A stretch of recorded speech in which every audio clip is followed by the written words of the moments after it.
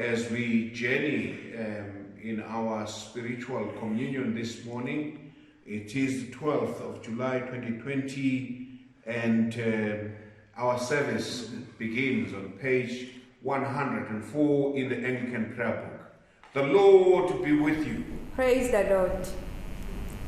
Blessed be God, Father, Son, and the Holy Spirit. Glory to God in the highest, and peace to his people on earth. Lord God, Heavenly King, Almighty God and Father, we worship you. We give you thanks. We praise you for your glory. Lord Jesus Christ, only Son of the Father, Lord God, Lamb of God, you take away the sin of the world. Have mercy on us. You are seated at the right hand of the Father. Receive our prayer. You alone are the Holy One. You alone are the Lord. You alone are the Most High, Jesus Christ, with the Holy Spirit, in the glory of the Father. Amen.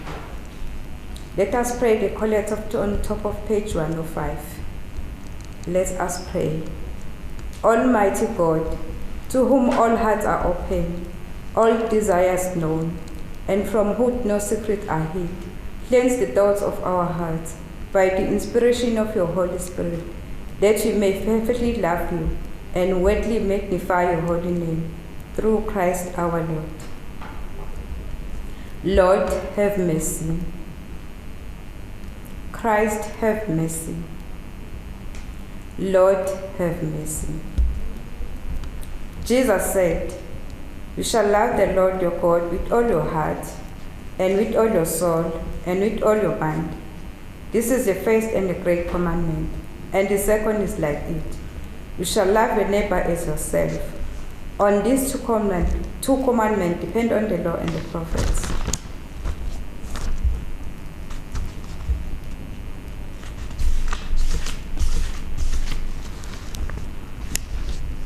Let us confess our sins, firmly resolved to keep God's commandment and to live in love and peace with our neighbor. If we say we have no sin, we deceive ourselves, and the truth is not in us. If we confess our sins, he is faithful and just, and he will forgive our sins and cleanse us from all our unrighteousness.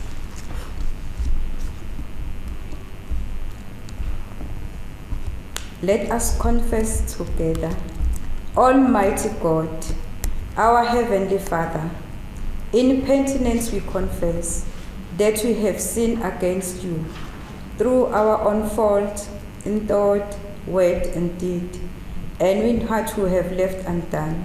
For the sake of your Son, Christ our Lord, forgive us all that is past, and grant that we may serve you in the newness of life, to the glory of your name.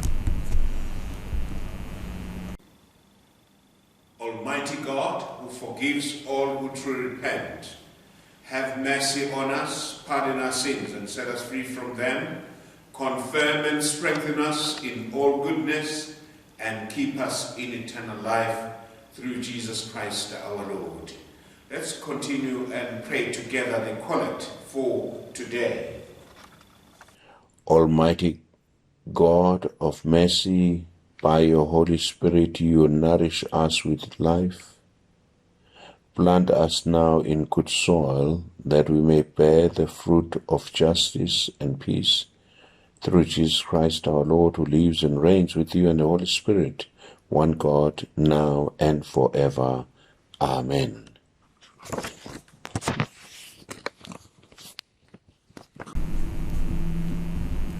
Listen to the good news as it proclaimed in Matthew 13, starting to read from verse 1 to 9, and from verse 18 to 23. The same day Jesus left the house and went to the lakeside, where he sat down to teach. The crowd that gathered around him was so large that he got into a boat and sat in it, while the crowd stood on the shore He used parables to tell them many things. Once there was a man who went out to sow corn. As he scattered the seed in the field, some of it fell along the path, and the birds came and ate it. Some of it fell on the rocky ground, where there was a little soil. The seed soon sprouted, because the soil wasn't deep. But when the sun came up, it bent the young plants, and because the roots had not grown deep enough, the plants soon dried up. Some of the seed fell among the thorn bush, which grew up and choked the plants. But some seed fell in the good soil, and the plants produced corn. Some produced 100 grains, others 60, and others 30. And Jesus concluded, "Listen then if you have ears." Verses 18. Listen then and learn what the parable of the sower means. Those who hear the message about the kingdom but do not understand it are like the seed that fell along the path. The evil one comes and snatches away what was sown in them. The seed that fell on the rocky ground stands for those who receive the message gladly as soon as they hear it, but it does not sink deep into them, and then don't last long. So when trouble or persecution comes because of the message, they give up at once. The seed that fell among the thorn bushes stand for those who hear the message, but the worries about this life and love for riches choke the message, and they don't bear fruit. And the seed sown in the good soil stand for those who hear the message and understand it. They bear fruit, some as much as 100, others 60, and others 30. This is the gospel of Christ. The theme that I would like to share with you based on the readings for today is Lord, nourish us with life, which is based from John 6, verse 63. Let us pray. Your word, Lord, is a lamp to my feet and a light to my path. In the name of God, Father, Son, and Holy Spirit. Amen. Looking at the world today, there is so much confusion and the fear of the unknown. There is so much darkness that engulfs the entire world from the beginning of this year. In South Africa today, there are escalating activities of gender-based violence, the killing of women and children in the hands of men. I want to believe that if all of us as Christians can pray to God of mercy, God will be merciful to us. If we can abide in His word, we will not go astray. As the psalmist says today that His word is a lamp to our feet and a light to our path. In Psalm 119, verse 105, picked from the psalm for today. There is a sense in which we have strayed from the word of God. We have believed and trusted ourselves with our lives and forgot that we should be dependent on Him in all our doings. And yet the word of God says, if my people who are called by my name humble themselves, pray, seek my face, and turn away from their wicked ways, then I will hear from heaven and will forgive their sins and heal their land. We find those verses from 2 Chronicles chapter 7, verse 14. All of us, we need to ask the prophet Micah's question as to what does God require of us. The prophet Micah asked this crucial question in the midst of injustice and violence in the 8th century before Christ, which is relevant in the 21st century. What does the Lord require of you but to do justice, to love kindness, and to walk humbly with your God? We find that in Micah chapter 6, verse 8. The collect for today pleads for nourishment with life. Jesus says in John's Gospel that his words are spirit and life. In John chapter 6, verse 63, it is living and active, as Paul states it in Hebrews chapter 4, verse 12. The caller continues to ask for our plantation in good soil so that we may bear fruit of justice and peace. In the Gospel reading for today, in Matthew chapter 13, we find a parable of the sower who went out and scattered the seed. Some of the seed fell on the path, some of the seed fell on the rocky ground, and some of the seed fell on thorny ground. I want to believe that the seed is the word of God. In verse 8 of the gospel reading, Jesus says, other seeds fell on good soil and brought forth grain, some 100-fold, some 60, some 30. In verse 23 of the same gospel, it says, but as for what was sown on good soil, this is the one who hears the word and understands it, who indeed hears or bears fruit and yields, in one case 100-fold, in another 60, and in another 30. Through the word and prayer,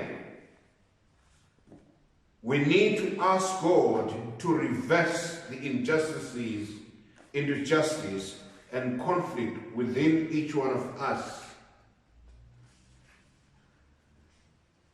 Stephen Charles Mott, in his work, Biblical Ethics and Social Change, has argued that justice in the Bible is primarily spoken as activity on behalf of the disadvantaged. In writing of commitment to the oppressed, he observes that in biblical justice there is a combination of the affirmation of the equal worth of each person with sensitivity to the needs of each person or a group, unquote. Justice in its simplest form means to set things right. The answer is clear. We are asked to do justice, to love kindness, and walk humbly with God.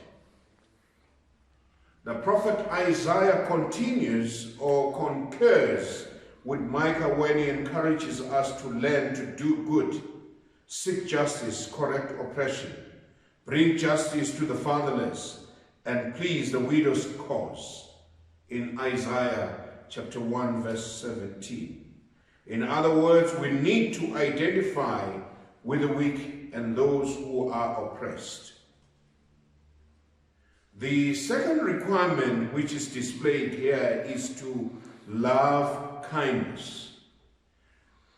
Brothers and sisters, real kindness is based on respect, to restore a person's dignity, to restore hope to the hopeless people or situation. In Matthew's Gospel, Jesus says, in Matthew 25, verse 45, "Truly I tell you, whatever you did not do for one of the least of these, you did not do for me." He also says, "For whatever you did for one of the least of these brothers and sisters of mine, you did it for me," in Matthew 25, verse 40. And lastly, this morning, we need to walk humbly with God. The prophet is not suggesting that we should be doormats and allow people to walk all over us, but instead it is an understanding that every human being is equally valuable, a recognition that you are worth more or less than anyone else. We are all created in the image of God, as the Bible states it. So as we ponder and reflect on all the incidents that are taking place in our country as Christians and as people who are followers of Christ, we need to emulate Christ in all our dealings with each other so that the world may go round. In the name of God, Father, Son, and Holy Spirit. Amen.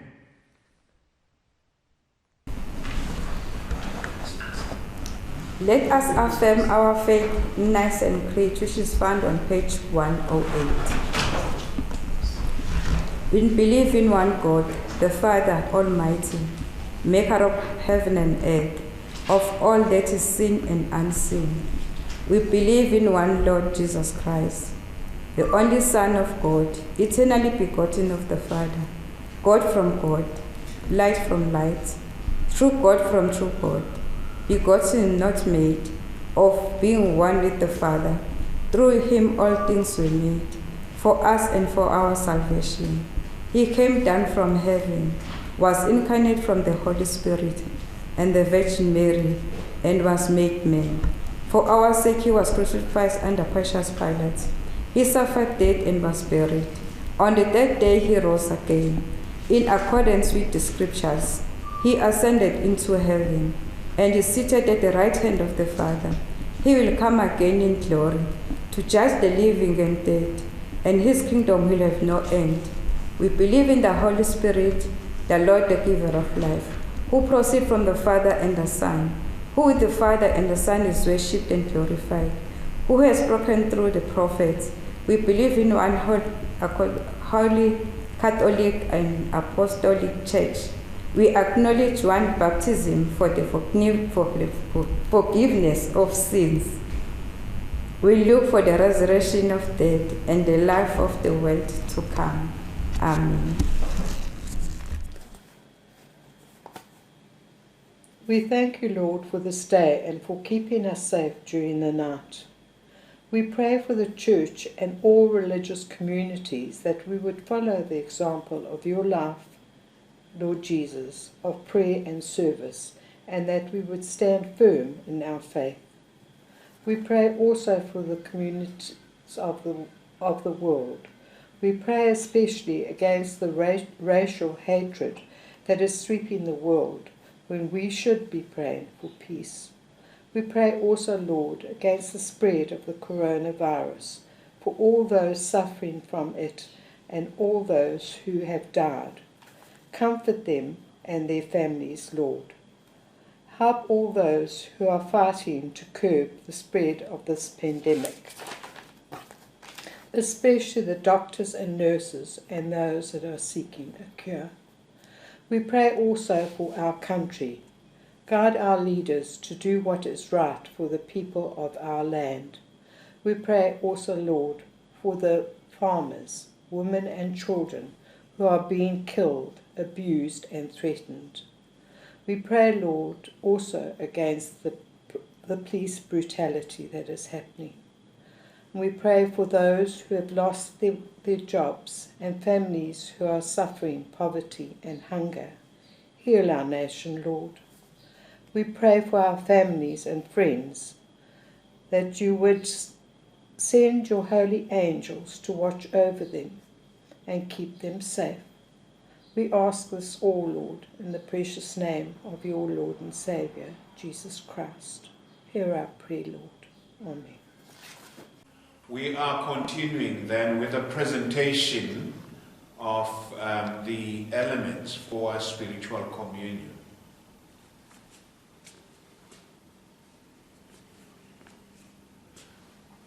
Blessed are you, Lord God of all creation. Through your goodness we have this bread to offer, which earth has given and human hands have made.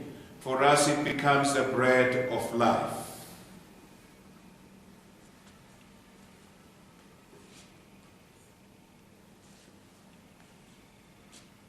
Blessed are you, Lord God of all creation. Through your goodness we have this wine to offer, fruit of the vine and work of human hands. For us it becomes the cup of salvation.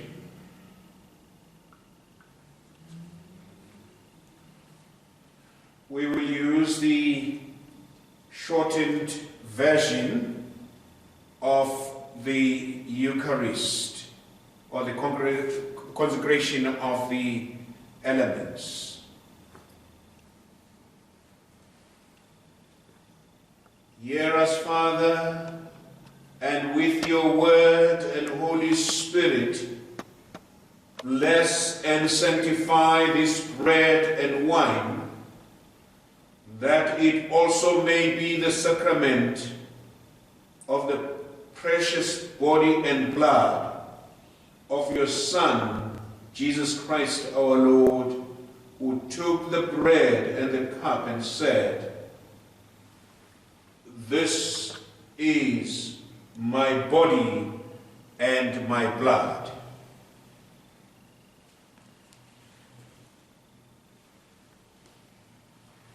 So we now prepare to receive the spiritual communion.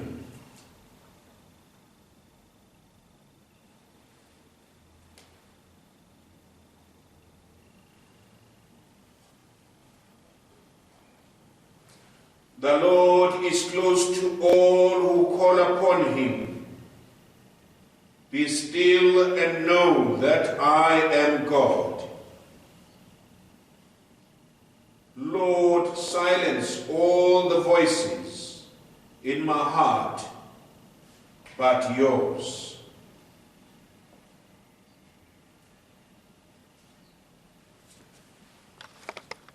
So draw near and receive the body of our Lord Jesus Christ, which he gave for you, and his blood which he shed for you. Feed on him in your hearts by faith with thanksgiving.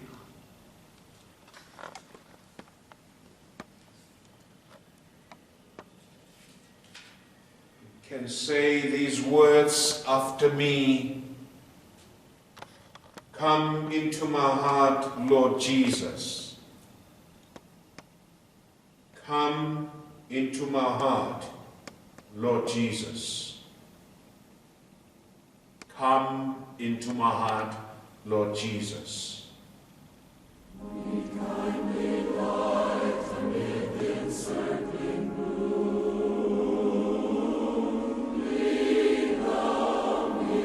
As we conclude our service, we are on page 128. Oh, give thanks to the Lord, for he is gracious. His mercies endures forever. Let us pray. Almighty and eternal God, we thank you for feeding us in these holy mysteries with the body and blood of your Son, our Savior Jesus Christ, and for keeping us by your grace in the body of your Son, the company of all faithful people. Help us to persevere as living members of that holy fellowship, and to grow in love and obedience according to your will. Through Jesus Christ our Lord, who lives and reigns with you and the Holy Spirit, one God, now and forever. Amen. Let us pray together this prayer. Father Almighty, we offer ourselves to you as a living sacrifice in Jesus Christ our Lord. Send us out into the world in the power of the Holy Spirit to live and work to your praise and glory. Let's receive the blessing. The peace of God which passes all understanding, keep your hearts and minds in knowledge and love of God and of his Son, Jesus Christ our Lord. And the blessing of God Almighty, the Father, the Son, and the Holy Spirit be among you and remain with you always. Amen. So go in peace to love and serve the Lord in the name of Christ. Amen.